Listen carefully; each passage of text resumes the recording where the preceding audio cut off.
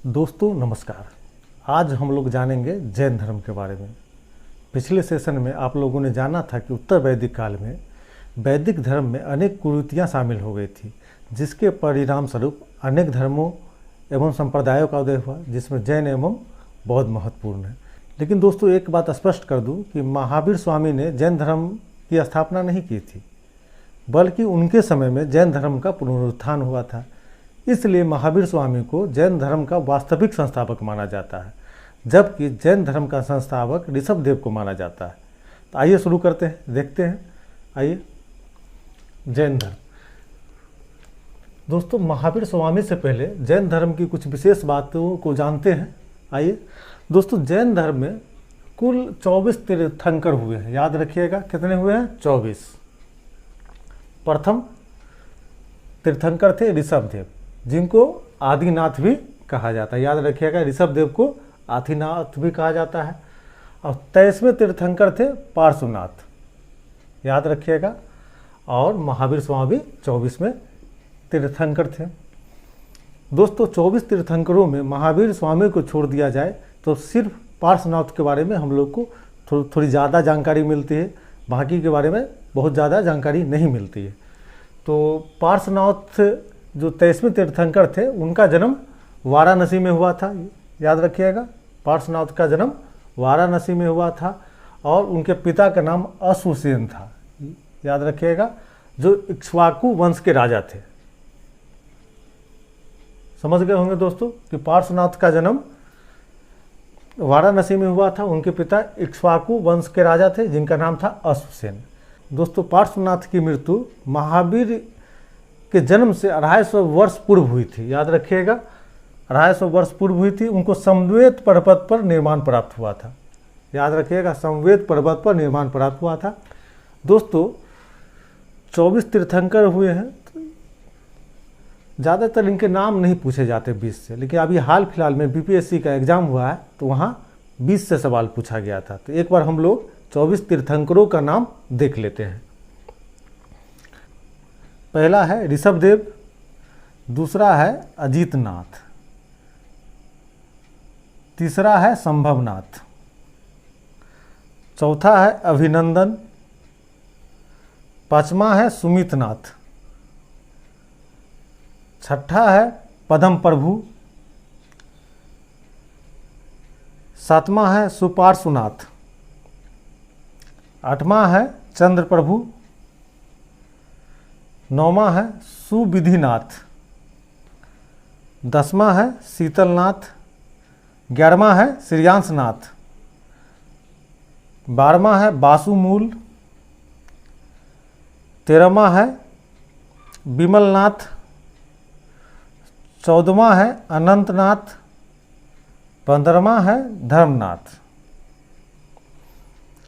16वां है शांतिनाथ, 17वां है कुंथुनाथ, 18वां है अरनाथ, 19वां है मल्लीनाथ, 20वां है मुंसुबुत, 21वां है नेमिनाथ, 22वां है अरिष्टनेमी, 23वां है पार्श्वनाथ और 24वां महावीर स्वामी। दोस्तों ऋग्वेद में 2 तीर्थंकर का नाम हम लोगों को मिलता है। एक है ऋषभदेव, दूसरा है अरिष्टनेमी। पहला है ऋषभदेव,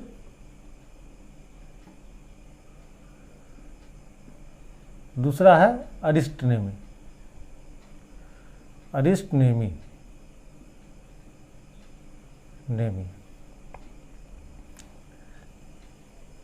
दोस्तों अरिष्टनेमी का कृष्ण से निकट संबंध माना जाता है। याद रखिएगा, कृष्ण से निकट संबंध माना जाता है। दोस्तों अब महावीर स्वामी के बारे में जानते हैं। महावीर स्वामी बुद्ध के समकालीन थे। याद रखिएगा, वे जैन धर्म में 24वें तीर्थंकर हैं। इनका जन्म 540 ईसा पूर्व में वैशाली के कुंडा ग्राम के निकट हुआ था। वैशाली के कुंडा ग्राम के निकट हुआ था। इनके पिता का नाम सिद्धार्थ था। इनके पिता गात्रिक कुल के प्रधान थे। याद रखिएगा, माता का नाम त्रिशला था जो लिच्छवी महाराज चेटक की बहन थी, इसलिए त्रिशला को लक्ष्मी राजकुमारी भी कहीं कहीं लिखा होता है। सवाल यहाँ से बनता है, याद रखिएगा। महावीर का बचपन का नाम वर्धमान था। महावीर का बचपन का नाम वर्धमान था। महावीर की शादी यशोदा से हुई थी। उनकी पत्नी का नाम यशोदा था। यशोदा और महावीर से एक पुत्री का जन्म हुआ जिसका नाम था अनुजमा प्रियदर्शी। याद रखिएगा, महावीर की पुत्री का नाम था अनुजमा प्रियदर्शी। दोस्तों, महावीर स्वामी के दामाद का नाम था जमाली। याद रखिएगा, जमाली। महावीर स्वामी 30 वर्ष के आयु में अपने बड़े भाई नंदीवर्धन से अनुमति लेकर गृह त्याग करते हैं। याद रखिएगा, बड़े भाई से अनुमति इसलिए लेते हैं कि उनके पिता की मृत्यु हो गई होती है, तो 30 वर्ष के आयु में गृह त्याग करते हैं। दोस्तों, महावीर स्वामी 12 वर्ष तक कठिन तपस्या करते हैं, तब जाकर ऋजुपालिका नदी के किनारे साल वृक्ष के नीचे जुम्बिक ग्राम के समीप उनको कैवल की प्राप्ति होती है। 12 वर्ष की तपस्या के बाद ऋजुपालिका नदी के किनारे जुम्बिक ग्राम के समीप साल वृक्ष के नीचे महावीर स्वामी को कैवल प्राप्त होती है। तब वे जिन, अरहत, निर्ग्रहंत और महावीर कहलाते हैं। जिन, अरहत, निर्ग्रहंत और महावीर कहलाते हैं। जिन मतलब विजेता, अरहत मतलब पूज्य, निर्ग्रंथ मतलब बंधन रहित और महावीर मतलब अटल, अपने विश्वास पे अटल। याद रखिएगा। तो एक बार देख लेते हैं। महावीर स्वामी 24वें तीर्थंकर थे। इनका जन्म 540 ईसा पूर्व में वैशाली के कुंड ग्राम के नज़दीक हुआ था। पिता का नाम सिद्धार्थ था, जो ज्ञात्रिक कुल के प्रधान थे। माता त्रिशला थी, वो लक्ष्मी महाराज चेटक की बहन थी। महावीर स्वामी का बचपन का नाम वर्धमान था। पत्नी का नाम यशोदा। उनकी एक पुत्री थी जिसका नाम था अनुजमा प्रियदर्शी और दामाद का नाम था जमाली।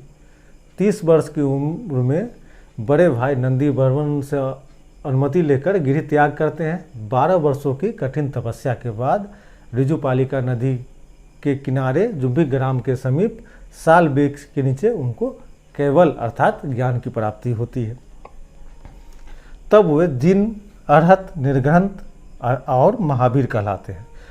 दोस्तों, उनकी जो कठिन तपस्या थी उसकी जानकारी हमको कल्पसूत्र और अचरांग सूत्र से मिलती है। याद रखिएगा, महावीर ने जो कठिन तपस्या की थी उनकी जानकारी कल्पसूत्र और अचरांग सूत्र से मिलती है।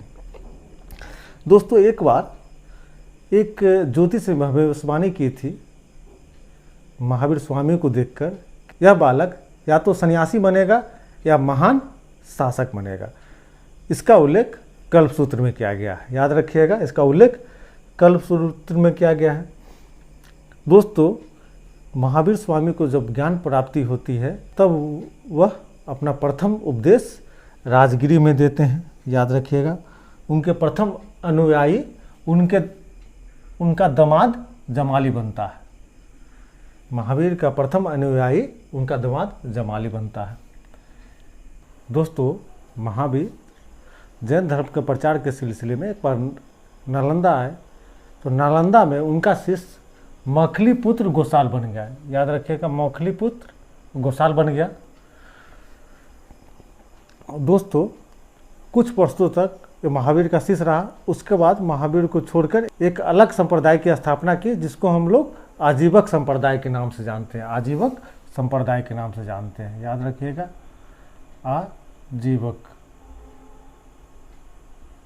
आजीवक संप्रदाय के नाम से जानते हैं।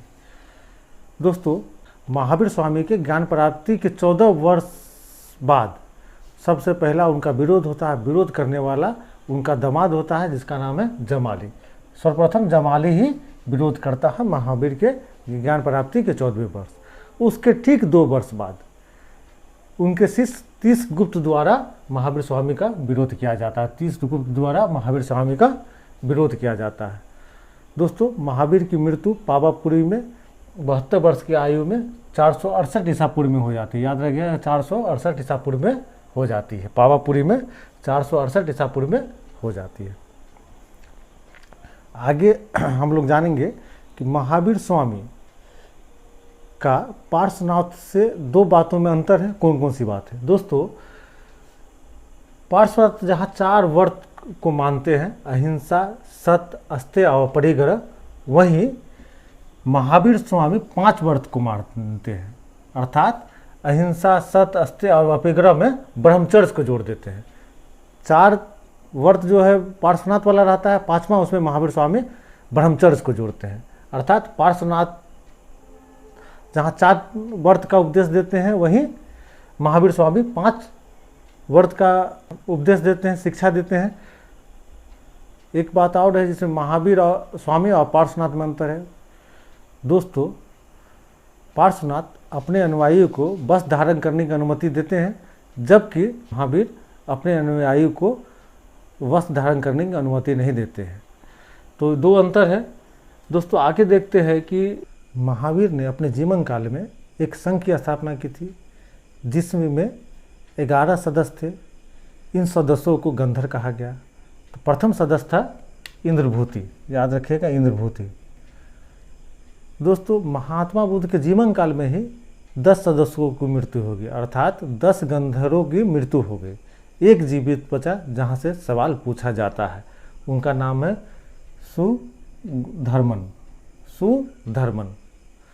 दोस्तों अगला है कि बौद्ध साहित्य में महावीर स्वामी को निकंठनाथ पुत्र कहा गया है। निकंठनाथ पुत्र कहा गया है। बौद्ध साहित्य में निकंठनाथ पुत्र कहा गया है। दोस्तों भाग 2 अर्थात दूसरे वीडियो में हम लोग देखेंगे जैन धर्म की शिक्षा एवं दर्शन को। और दोस्तों अगर आपको हमारा वीडियो अच्छा लगता है तो मेरे चैनल को सब्सक्राइब करें, वीडियो को लाइक करें, शेयर करें। अपना ख्याल रखें। बहुत बहुत धन्यवाद।